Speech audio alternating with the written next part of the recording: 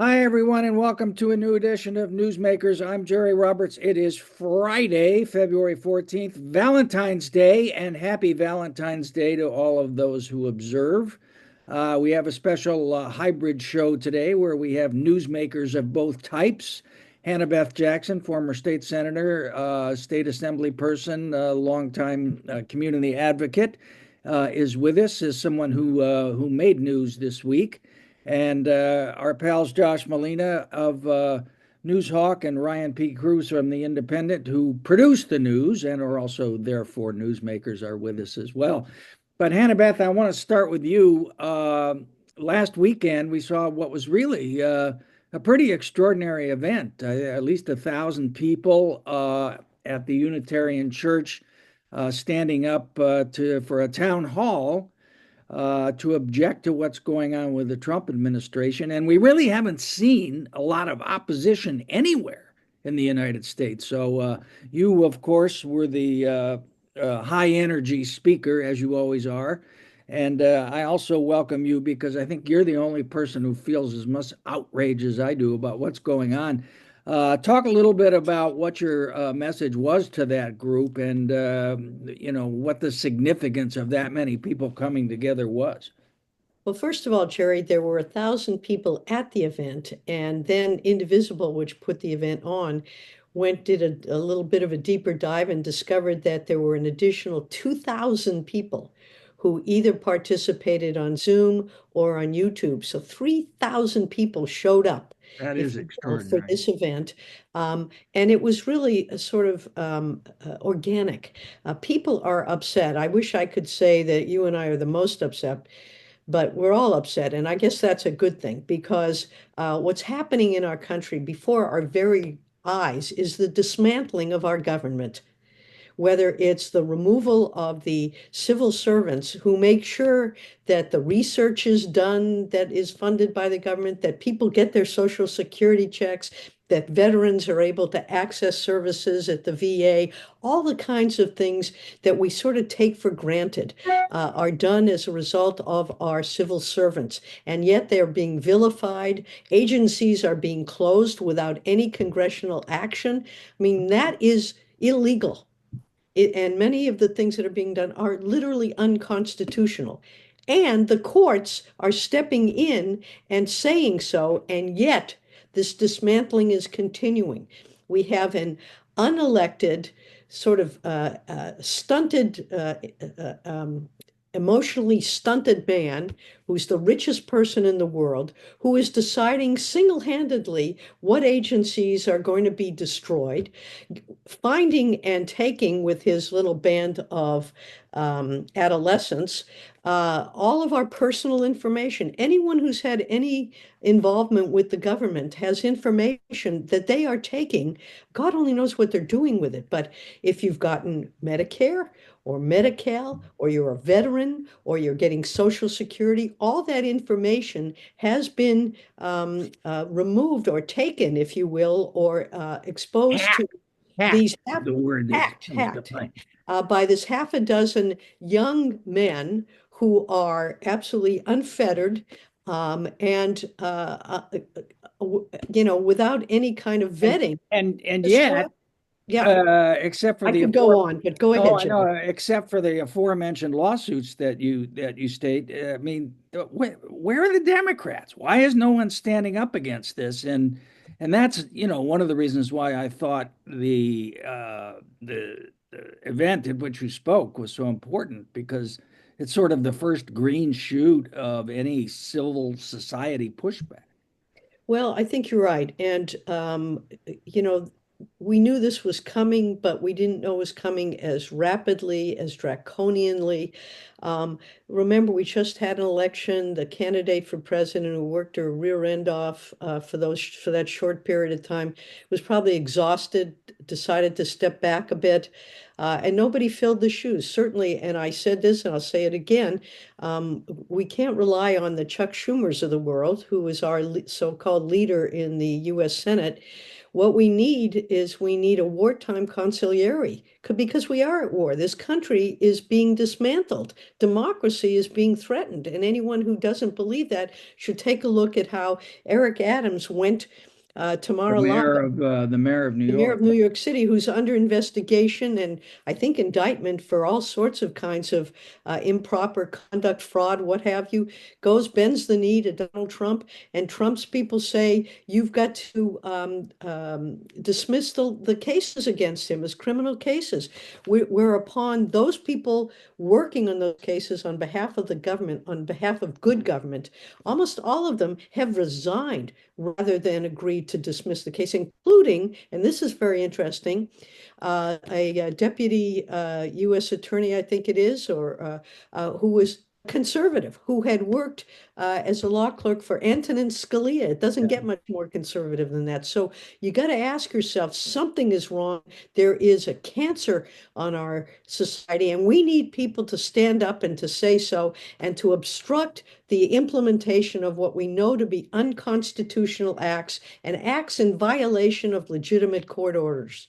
Yeah, Ryan, you were at that event. You covered it. And but you've also been covering the immigration beat and including a big protest last Friday on Milpa Street. What was your takeaway from the Indivisible event? Your colleague Nick Welch said it looked to him like it was the farmers market crowd.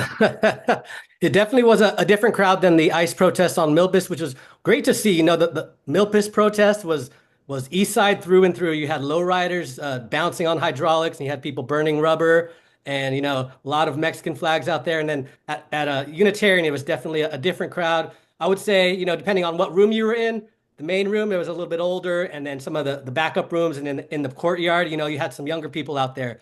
I was amazed to see.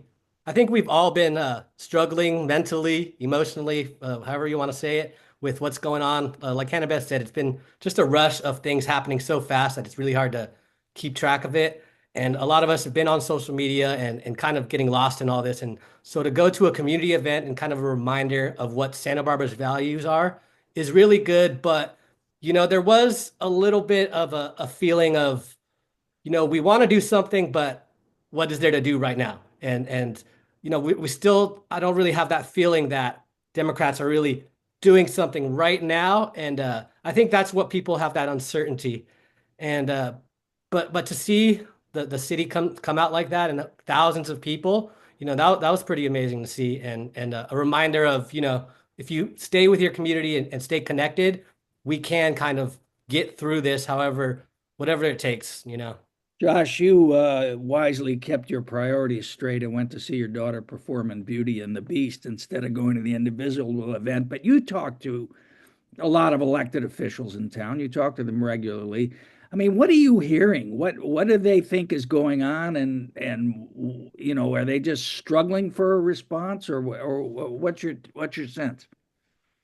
Well, I think Hannah Beth Jackson summarized it really well. I think a lot of people agree with her. And, you know, on your show, you've had a series of guests who are lawmakers, legislators who've been talking about their outrage. So I think they want to defend California. I think they want to do everything they can to protect our values in California and Santa Barbara County and the region. And I think they're also sort of hoping, you know, I mean, this is going to last, I don't know how long, you know, he's got one term. So, you know, maybe they can push, Maybe. maybe I know he's thinking he wants to change that too. But I mean, I think that it's a little bit of you know, you're kind of frozen in time watching all this. It's hard to believe. It's one thing after another. And it's stunning that there's a gradual sort of erosion of what we would otherwise determine as acceptable. So every day it gets a little worse, and then we become dulled to what we're Yeah, witnessing. right. It gets normalized. So, Hannah Beth, what do you say to people when they say, "Well, what can I do? What can I Well, do? you What can. should I do?" There are a number of things, and I think I tried to identify them. You know, they're not direct, other than flooding the airwaves, the telephone lines, the internet, for our legislators. Even though we have Democrats, we have Salud, we've got, we're pretty well represented from the political perspective. But to flood those airways and say, what are you doing? Get off your rear end. Don't talk to us about your plan. Your plan has got to be implemented now. If we do that here in Santa Barbara, continuing to do that, flooding the phone lines, they were able to close down the phone lines in Congress because all the noise activity And does then generate the response. Democrats complained. They compl they Well, too complained. bad. And then call the same thing with the White House. We have to drum up that kind of energy, and we've got to invest in our resistance. And part of that is to make sure that the media, that the free media, the honest media is supported both locally. And I mentioned the importance of supporting our local media. That's so critically important. And our statewide media, things like Hell Matters. I know people aren't happy with the LA Times and the New York Times and the Post because they're owned by people who benefit from what's happening in this country. But the news reporting tends to be accurate. And if you want to find out what's really going on, you cannot look to Fox News, my goodness. And if we don't have the other medias available to us, that's all we'll hear. So that was one thing. Support those who are doing the litigation, the ACLU, Public Citizen, National Women's Law Center. There are a number of these groups. I know Indivisible's put it up on their site. There's going to be a strike, a national strike on February 28th, a day of not buying anything unless you run out of gas on the freeway or you run out of diapers or whatever it might be, to show that we have power. Because to a lot of these oligarchical types, the Bezos and the Zuckerbergs and what have you, it's all about the money. And it's all about the money to Trump. That's the only thing this man cares about is money, and he understands it well. He's using it to bully people. He's using it to threaten. We're going to take away this if you don't follow my edicts, as though I were a fascist leader. I mean, and it's been working to some extent. But if we show from our point of view that we have value, and also to support companies like Costco, that's continuing to do its efforts to expand the pool. Some call it DEI. I call it leveling the playing field so that the best and the brightest, regardless of their gender, sexual orientation, race, whatever, have the same opportunities to compete that the good old white boys have had for 200 years, opening those floodgates to opportunity.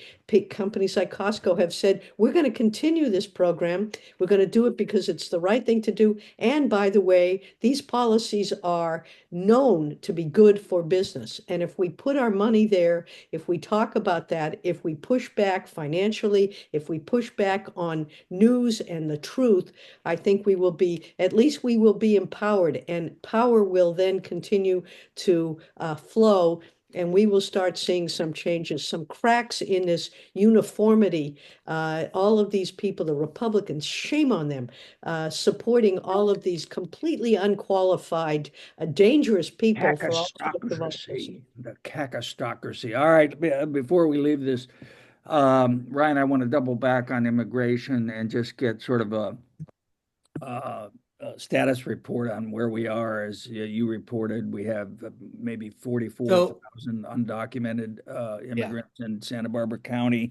What's been going on in terms of ICE and raids and people feeling threatened and so on? So we saw the end of January. We saw a lot of end of January, first week of February, a lot of activity in the Central Coast. Now, that was getting everybody scared. You know, they were seeing in 14 different cities in San Luis Obispo, Santa Barbara, and Ventura counties. And in that time, in the first 3 weeks of Trump's presidency, there was 11 arrests here in Santa Barbara County. And, you know, that number is not very high. People were scared it was going to be a lot higher. And what we're seeing is, you know, it was a shock and awe. Do we know who the 11 people are? Are these you know, I've been trying to contact ICE, and they're not being very helpful with, you know, giving out that information. So far, they've done their daily totals, basically, is what they do. And it slowed down since then. You know, talking to some of the immigrant rights activists and sources, that this has died down. And just this week, we saw on Milpas, a couple was pulled over and put in the car. And in Ventura, same thing happened. There was two people and they were put in the back of an ICE vehicle, and those people called the Immigrant Legal Defense Center, the rapid response hotline right there, and they stayed on the phone with them, and they stayed until the ICE agents let them go and let them leave. Oh, So that's these a good. rapid response hotlines work. They were flooded with thousands and thousands of calls of reports of ICE sightings, or, what do we do? And I think the awareness has really helped people, see what's going on. And what we've seen across the country is, ICE is running out of money, and they're trying to pass $300 billion to fund this border immigration enforcement. And, if that passes, and that $300 billion to kind of enforce this mass deportation, that's going to have huge impacts. Well, and the new attorney general has now sued the state of New York and the state of Illinois over their sanctuary state policies. So, I mean, it's just going to deepen. And, Hannah Beth mentioned Cal Matters, and we ran a piece on Newsmakers the other day about what's been going on in LA with ICE and, citizens getting swept up, getting arrested, getting held, getting detained. Yeah. And We've it's seen the same philosophy as we're seeing in Washington. Break it and then let somebody else clean up exactly. clean up the mess. We're seeing these And that's another reason. collateral arrests. Go ahead. That's right. That's another reason if people want to do anything, they should donate to these immigration funds. We have a great one here in Santa Barbara that I know we've been supportive of, and people need to know their rights. They need to be able to stand up to ICE, and with the community backing them, they don't have the power, but they do have the ability to create fear, and they've instilled fear in people, which of course has such a negative impact, not only emotionally, psychologically, but economically. We have some of our farmers who've reported that once these edicts came down, 20% of their workforce didn't show up for work. How do you pick the fruit? How do we put things out in the grocery stores? And, I think part of the discussion we should be having is one of the two reasons, even Trump himself admitted that he was elected. He said there were two reasons. One of them was his protection of the border, and the other was reducing the costs of groceries. And the question becomes to everyone, what has he done to reduce the cost of groceries? The answer is the reverse, from his Price of tariff. eggs is soaring. That's right. To keeping people from work, the farmers, the growers, they're dying out there because they don't have a workforce, or the workforce they have is saying, you know what, you're going to have to start paying us better if you want us to pick your fruit. And so the prices are going up in the stores. The price of eggs, what are you paying now for a dozen eggs? So these programs that Trump claimed were the reason that he was elected and should be elected are a fraud. There isn't a single program that he's initiated yet that has done anything or was designed to do anything to reduce the cost of living for people in this country. I hate to, Can we get Hannah Beth Jackson into Congress? I Dealing with 400 people and no thanks. I hate to say this, but I am afraid that we're going to have to see some bad things happen before we have any kind of And what I've seen, consequences of this crap. yeah, and what's scary is I've seen online just the people being very comfortable with outwardly just saying racist comments. On our stories that we publish on our social media, there's people who are in the Santa Barbara community that says 44,000 is There's too much people to in put them newsletters. all. Yeah. And people feeling comfortable saying that, Trump has emboldened these people to come out and say these radical racist things, and having people in fear that their neighbors hate them. So that's just another level of Yeah, fear. I mean, that's the whole thing about DEI. Yeah, maybe some corporate HR went too far and stuff, but that's not what they're doing with DEI. They're trying to repeal the 20th century. Yeah. I mean, look at the executive order where he he undoes Lyndon Johnson's 1965 executive order. Well, I think we've seen so many, I don't even know the number of executive orders now, but so many of them that are just for show. There's so many things that he's throwing out there that But can't this happen. is real. This DEI thing. Yes. The default qualified person is supposed to be a white male. That's what this is all about. Absolutely. And I ask, what are you so afraid of? All this does is it opens up for more competition so that we do, in fact, have a merit-based system and not a racially based system. Everything they claim DEI is exactly the opposite. Projection. What they're wanting to do is to make this white males America again, as it was before women got the right to vote, as before we got rid of slavery. I mean, the goals here are, as you say, Jerry, to repeal the 20th century and to repeal the second half of the 19th century. You're right. The notion that people who are born here shouldn't have the right to be Americans. And I ask the question, well, why not? Why not? We are a nation of immigrants. What do we just close the door on after we get in, and if we're not white and male, or particularly male, as you know, DEI, my passion has been to give women in particular an opportunity to compete. If we are successful, great. But what we do know, and I did a bill on this a few years ago, requiring that publicly traded companies headquartered in California had to open the doors to women on their boards of Right. directors. And we know that when you have women in a significant number on a board of directors, these companies perform better Yeah. because you've got a diversity of input. 70% of all consumers are women. Why shouldn't you have women on those boards that can talk about the kinds of things that women are thinking about when they go shopping, for example?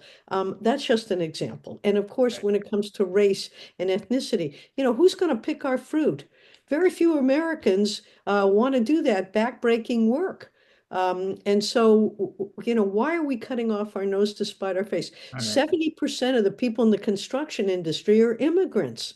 One out of every five businesses in this country is started by an immigrant or the children of immigrants. Why are we vilifying immigrants? All Because we right. want the good old white boys who were in charge before, and I would have to say not doing a particularly awesome job, All right. want to be back in control and do 100% of it all and reduce the size of the effort and reduce the size of the pool of talent that has made this country great. We need to expand it, not reduce it. So they say DEI, oh, it's racist. Oh, it's Okay. all the things that they want to reinstate. And All listen right. carefully when they talk, because they Jerry, I want to see you get good old white boys This, in your headline in your this good email. old white boy is going to pivot here to I Josh. love good old white boys, but you shouldn't have 100% control of things. And we have to And open. we don't, as you can see on this show, I have no control, whatever. And guess what? I bet it makes the show more interesting because it brings in the diversity of what this country is. All right, but I got to be sure I get clicks off of this, Josh, this story, which you had this morning, that the Board of Supervisors now has before it a proposal to raise their own salaries by some very large amount. What talk about that? Well, this is pretty stunning. Regardless of, what you think, this is really not a political left-right thing. When you have elected officials proposing to give themselves a $56,000 annual raise, people are going to get very concerned about why and the reasons for it. So the county human resources staff has been doing a study, and they've been comparing Board of Supervisor salaries to other counties in the state.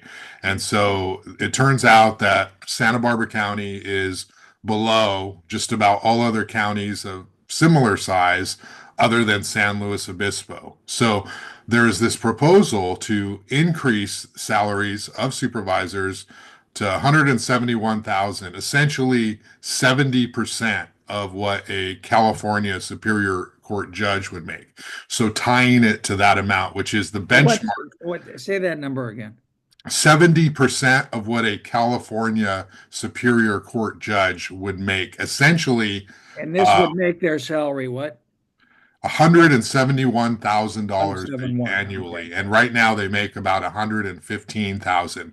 And so the proposal is we need to have parity with other counties of similar size. Now, obviously, right, people need to make more money, but when it comes to elected officials and the jump, the amount, the percentage, it's like a 48% Pretty increase. shocking. Pretty strong. It's a lot at one time. And so they put this on the county board of supervisors agenda, administrative agenda, just to set the hearing for February 25th. And that's when they'll have the big discussion about it. Andy Caldwell, So just to be clear, so the supervisors themselves didn't come up with this and they have not yet voted on it? And there correct. will be a The hearing. staff, the human resources staff has proposed this.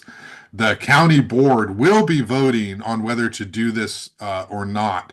Now, in talking to them, I think that the ones who talked to me on the record seem to be supportive of this proposal. They think that, hey, we work a lot, we do a lot. People don't understand how much work we do. It's not just a part, it's definitely not a part-time job, it's a full-time job. And we want to be comparable to what other counties are doing. Andy Caldwell, of course, the conservative of this county, has just said this is outrageous. He's called it obscene. I don't know how much money Andy Caldwell makes, but it's probably more than the Board of Supervisors.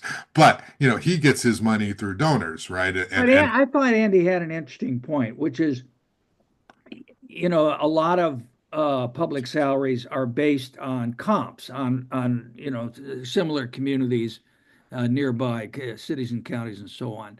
But in this case, this is an elective office, so does it make sense to have a comp? In other words, oh, if you don't pay me, I'm going to go what? Be a supervisor in slow? I mean, it's just I don't know. I thought there was Yeah. a grain. So they were comparing it to, like, in the private sector, what would a job like this make? And the point was, it's not like you can say, I don't make enough money in Santa Barbara, so let me go to LA and run there and win, because that's a whole, I mean, there's no guarantee of that. It's not about qualifications. It's not comparable. And so that was the point that they were trying to make. I think the supervisors believe they work really hard, that in order to get I people thought to they had gotten out of the business of raising their own salaries. I thought we had some kind of commission or something, no? Well, they did this about a year and a half ago, and if you recall, I did a story on it because Doss Williams was very supportive of this, Oh, raising it like 5%, and at the same yeah. time, the public defender, the district attorney, other people were asking for salaries, and at that time they tied it But to he like tried to screw Joyce Dudley, and that came back yes. and bit him in the And eye. it's a little amusing. They've decided to bump up the salary to 171,000, the second after Doss leaves office, but that's another story. I just think, Annabeth, say a word, because this yeah, is, it's I a, mean, it's a this is tough the most question. explosive issue. Legislators make about 140,000 a year, and I would submit there's a little more to that. You represent, as a senator, I represented 1 million people. That And you you try. didn't vote to raise your own salary. No, no, no. And I think the best way to do that, and it's done by a commission, and it's based upon some percentage of what is being paid to others. And the Superior Court judge criteria is what is frequently used to determine other salaries. So the fact that they're saying In the interest of full disclosure, you are married to a sometime Superior Court judge. And retired, he doesn't he's he doesn't retired. get the benefits of whatever it is they're making now. Great Uh, George Eskin. Right, and his salary was determined by an independent Right. commission as well, which I think is appropriate, because how do you value the services of someone who's willing to step up into public service, particularly today, where it's really, as you say, Ryan, you think if you're getting hate letters, I can assure you, even back before it got as bad as it is now, there were a lot of people who say some pretty nasty things and wish some pretty ill will on you and your family. Hannah Beth, you would agree, would you not, that as a practical matter, most of your constituents have no idea how much work it takes to be an elective office, They and have no idea. They it's think kind that of we sit annoying back to and hear them we, complain. we read Gothic novels and eat bonbons. It is an 8 day a week job, and if it's done right, and people expect that their elected officials are going to represent them. They're going to make the right decisions. In order to do that, you put in it's a lot of time and it's a lot of work. On the other hand, an increase up to $171,000 in one A fell swoop 48.6% increase. is a bit steep, and I think there could be some kind of discussion about linking it permanently so that whatever the raises are done gradually. This is a little bit steep, and I think that a smarter decision would be to again to start talking about linking it to other salaries, but to do it in a gradual way because this is a big bite. Hey, And I Josh, other than Andy's comments, what kind of blowback are the supervisors getting on this? Roy Lee Well, must be welcome to the NFL, pal. well, I know they've received emails, saying this is outrageous, but those are the same people who, send me and Ryan and everyone here mean emails when they disagree with stuff. I don't know that there's a whole lot of outrage. There's a story now, and so now people are talking about it. It was on the administrative agenda, which means it wasn't even going to be talked about unless somebody asked to speak about it, which was what Caldwell did. My sense is Oh, really? yeah, it was not supposed, they just set the hearing date, but all the information is out there. My sense is that Hannah Beth Jackson is correct that they're going to pivot and do this gradually over time, as opposed to on a Tuesday increase their salaries. Who knows? Steve Lavanino had said, we're going to hire a quality candidate, if we pay them well. We'll get somebody who's actually can have this as a job, that whole conversation, so we'll see. But I think that He got his eventually, way out the door, so he can say anything he wants. I'd like yes. to hope that people aren't running for county board of supervisors for the paycheck, though. That is an excellent point, Ryan. And that's what happened with city council, I think, when we went Well, to. but here's the thing, it's not a great, still for the amount of work you do and for the expertise, a guy like Andy Caldwell, I guarantee you makes probably 2 or 3 times the same amount and puts in half the work. But that the point is that I think what you want to do is you want to make sure the people that do decide to run for office are able to put in the amount of time. It's got to be a livable wage. I remember when the mayor made $35,000 a year. I mean, who could live on that anywhere, let alone in Santa Barbara? So I think you want to be able to pay someone enough money so that they can focus their attention on this particular job and also be able to have a decent standard of living. And Josh, the next step is what? So the next step is an actual hearing on the matter. It'll be February 25th, Board of Supervisors. So everybody who's outraged will come out and talk, and the supervisors and the staff can make their case for why they support it.